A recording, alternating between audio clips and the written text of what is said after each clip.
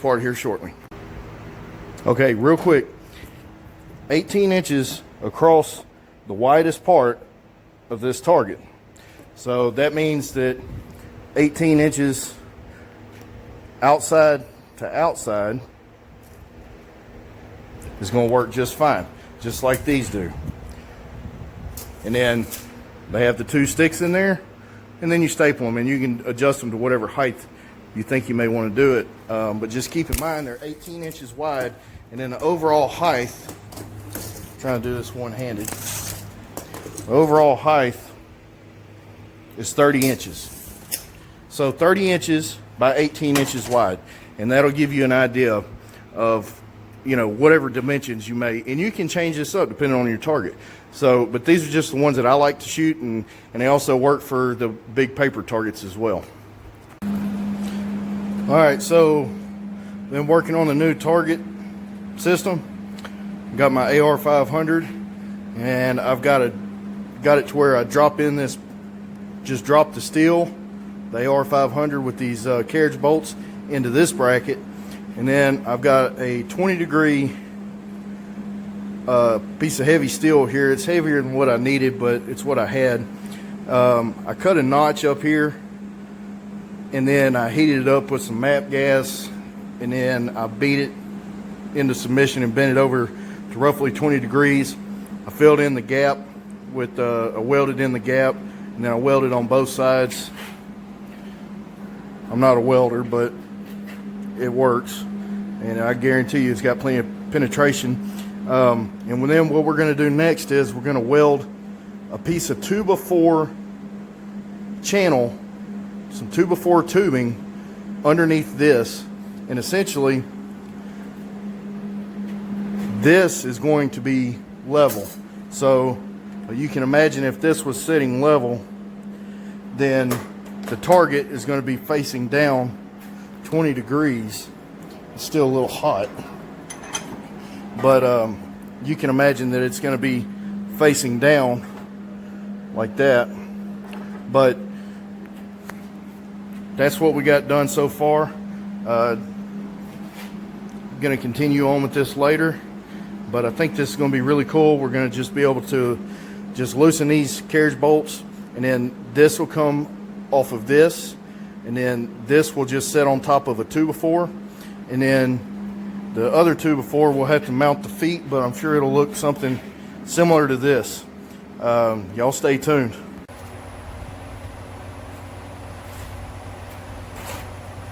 Man, it has been a long day.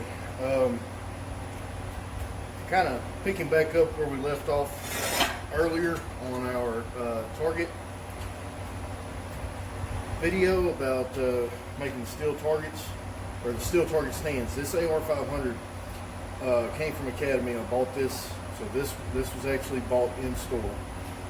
But the stand is what is not, is what I made. So, kind of how this works. And if anybody wants to know exactly how I did this, just let me know,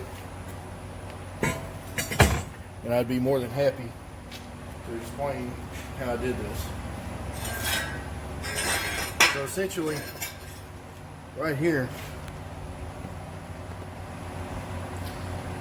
all it is, just some 1/8 inch angle, right?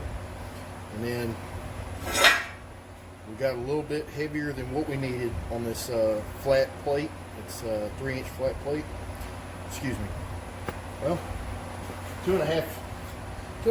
Yeah, this is 3-inch flat plate. 3 inches wide by like 1/4 inch thick, and then we have some 2x4 material tubing here. And so what I had to do was, actually, in order to bend this, I don't have a torch here, so what we did was I took a cutting disc, and I just cut a slit right here at this known measurement. I think it's 6 inches, 6 1/4 down. Anyway, if y'all want me to know exactly how I did it, I'll be happy to make a video breakdown on that.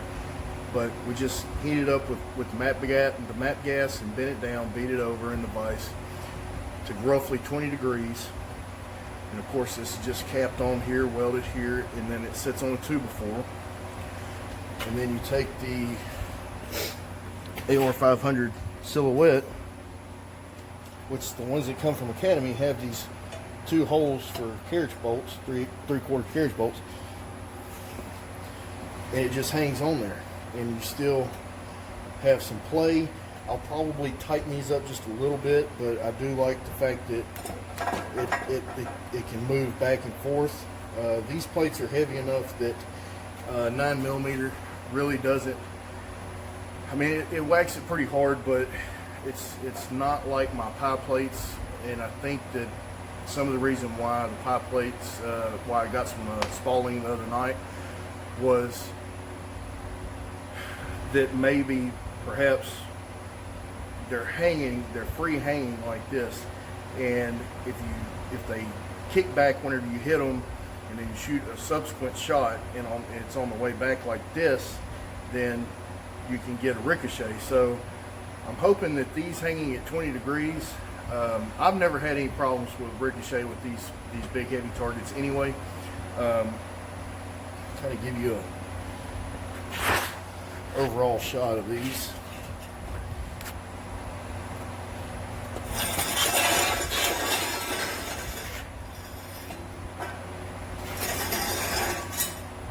Basically, that's what you would be looking at. And you can change the height of the 2x4 to whatever you want to shoot at. I kind of like it right here. I get these are 4-foot 2x4s, so they hang up just fine. We have the other one right here that we just completed. So been a long day. Got all the welding done. I now have 1, 2, 3. I have 4 paper target stands where I just dropped the 2x2s in there, which they look like this.